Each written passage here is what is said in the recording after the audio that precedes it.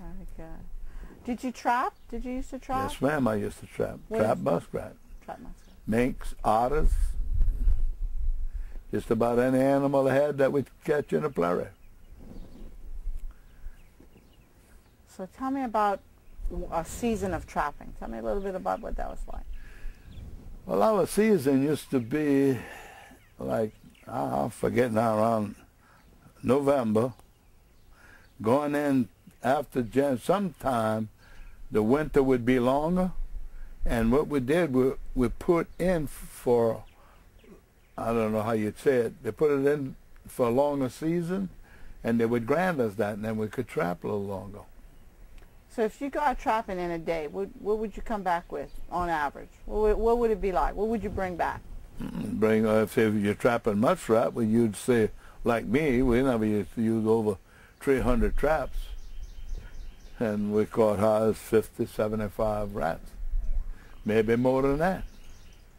Where you would sell them? Where would Oh, we skin everything right there and hang them on. We'd have like a line stuck in the ground with some wood and nails, and you put them on a mold. I used to have all that. I always didn't have it. I could show you. And you put them on that mold, and you hang them on the nail, and the sun dry them. And once the sun dries, you take them off, and you stack them all in boxes or in sacks. And then once you did that, you brush them and all that to make much prettier. And then when you get a guy come down and he come and make a sale, if you wasn't satisfied, you wouldn't sell them. So how often would the guy come to get the Nutra? I never did fool too much with Nutra. Like I told you, I didn't care to fool with it. Oh, I'm sorry, the muskrat. How often would they come to buy? How often would they come to buy? Oh no, them there, we had 3 or 4 people on a buyer that would buy them. Like little Gilbert Pizzani one time used to do it, but he passed away a long time, and they had Fuzzy. They call it Fuzzy down on their feet. He did a lot of that. So how long you'd have to keep all your rats before you could sell them? Well, sometime a month, sometime 2 or 3 months. And then whenever they come, all depends. See, like if you had an earlier winter and it was a little bit warmer, well, we call that a flat rat, because it wouldn't have much hair and it wouldn't pay as much money. Then when you had the colder it would be, the much prettier the hair would be and more hair. So when it would get, you had a more choice muskrat. Most all the animals, most all of them, any one of them, when it was a colder winter, you got better money. So let me see if I can kind of summarize this. You trawled, you killed alligators, you killed muskrat. Is there anything else that you did as an adult in these wetlands to make money? No, I don't believe.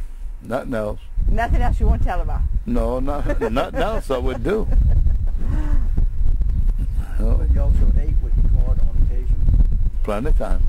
So what would you eat from here that you would catch? Well, we sometimes we'd catch ducks in a trap, but we used to always hunt ducks. And that part of the day, you know, we wasn't doing nothing in the evening or morning, and we'd eat that. And oh Lord, just any wild animal practically. I used to eat muskrat. Very good. Then when you eat rabbits, we'd catch plenty of that in the traps. Caught marsh hens. You caught, like I said, the ducks, and you clean everything, and you had your meal the next day. You didn't have to go to the supermarket for meat, did you? We didn't care for much of that. We had our own. My dad would raise a pig. When they got big enough and they got cold enough, we'd kill that. And all the other people, each one would raise one, and they kill one, because we didn't have no freezer, no boxes that you can put all that. When you done it, you had to cook it. Now my daddy had a deal. He used to have great big crocks, big round crocks, and all the pork fat he would get, put in them crocks. And then the winter time come, pull those ducks, shove it down there, and you could keep it a year or better without no trouble. It tastes just as good as it tastes when you caught it. I never heard of that. Yeah.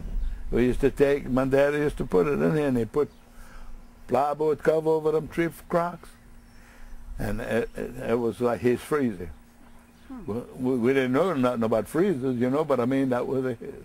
Preserve it. Now, my grandfather used to have a smokehouse, and he used to smoke a lot of his stuff. Blaine, you have any more? Yeah, we had spoke before, and you used to tell me about when you were a child and you go out with your parents trawling and stuff like that. Well, I went out, but not that much, because when I was big enough to trawl or go out anywhere, like I went out on my own boat. But didn't y'all live on the boat and everything when you were out there? Well, the only boat I lived on is this big boat like I got now, with me and my wife and that. The only before I showed you them Lafitte skiffs. Yeah. Well, we used to trawl on that. We go out, make tree drags, and come home. Wouldn't do like the people do today, go and drag night and day all the time. Yeah. We just would drag and make enough money for what we thought we need, and then we'd go back the next day. What's the earliest memory you have of, you know, people with the boats and everything? That was before motors and stuff, huh? Well, my grandfather, they used to go out, and he told me, they used to go out like the Grand Isle, and that's where they used to have like what they call ice boats. They used to go with seines, and they go pull that on a sea coast. And he told me that when they pulled that seine in, sometimes they had enough shrimp to fill with 3 or 4 boats. Wow. And he told me that's what they used to do too in them days. And they used to, plenty of people used to live at Little Lake. They didn't live down on the bayou here. They lived in Little Lake. And my grandfather told me he had a boat, never even had a motor in it. And he'd get like him and 2 or 3 guys, and they'd take a pole, and they just would walk from the bow to the stern pushing it, come all the way to Barataria, and you get down there in Lafitte and Barataria. They had a little road going to Harvey Canal, like along the bayou, and they throw a rope to the fellow on there, and they put it on a mule, and the mule will pull them all the way to Harvey. How many generations of fishermen in the family? Oh, in my family? Grandfather's first, or? My grandfather, my daddy, and me. And none of my grandsons are not no trawlers. Have they ever been? Have you taken your grandsons trawling? Oh, yeah, they come with me now, like that, you know, but for doing it themselves, they didn't do it.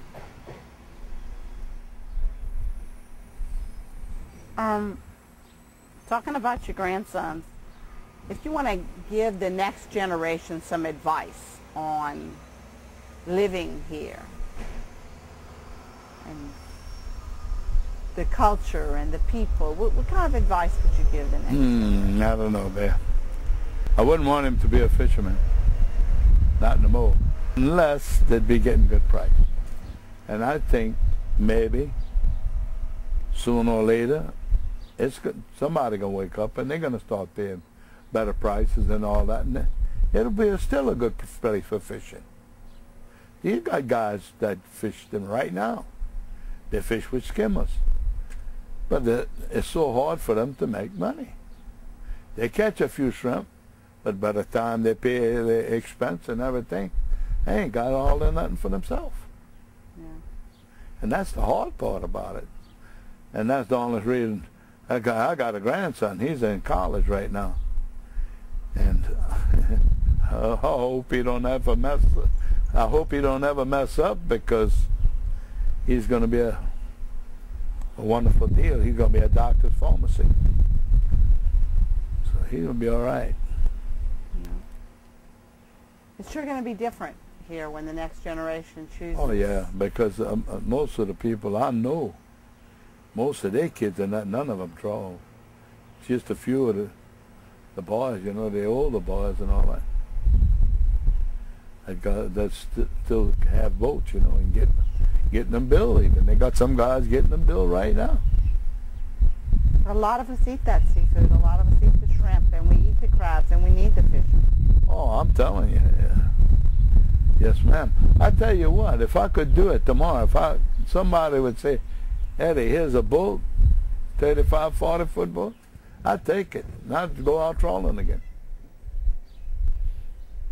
That's what I'd do. What do you think is different about living here compared to living anywhere else? Well, it's something when we live here, we know what we're doing. But I got a son-in-law that lives in South Carolina. Got one in North Carolina. I don't believe I could live up there.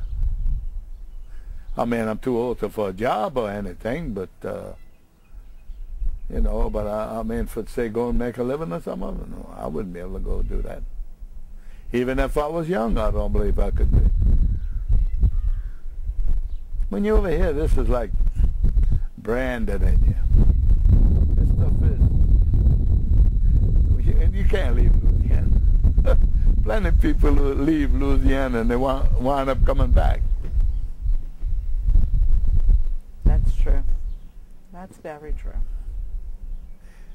And plenty of people say, man, how you like that with the hurricane? I said, well, look up north.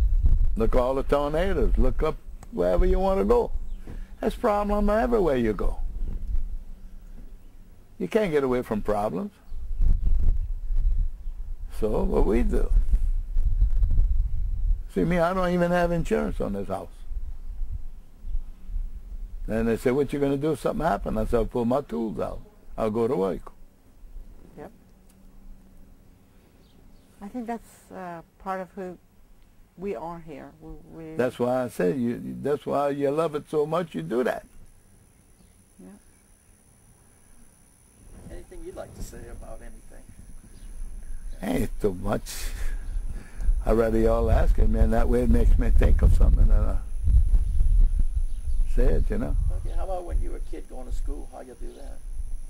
Did you have... All I did, I was living right by the bridge. Schoolhouse is there. No more than half a mile, or not even a half a mile. And we walk to school and go back home. By my grandfather. At that time, education was kind of a balance, huh? Learning how to read and stuff, but it was just as important to learn how to make a living on the land. Right. Yeah, absolutely. Well, most of the guys that was learning, when they thought their kids was old enough, all the people I know wanted their kids to go to school. Like me, my dad had begged me to go to school, but I couldn't learn that, man. I guess my mind was too much in doing the other stuff. Everybody has different skills. Everybody knows different things. Absolutely. I look out, and behind you, I see some trawl boats, and I see the bayou, and I see some fish. And it's very peaceful for me to be here. Oh, God. Tell me how you feel. I mean, it's peaceful for me to be here. How I feel? Yeah. There ain't no place better. This is the best place in the world for me. I mean, I just love it, and I guess that's why. Been here all my life, and I made a wonderful living.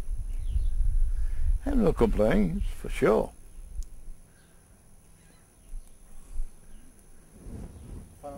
Too much. Well, thank you very much. I appreciate you making time for us today.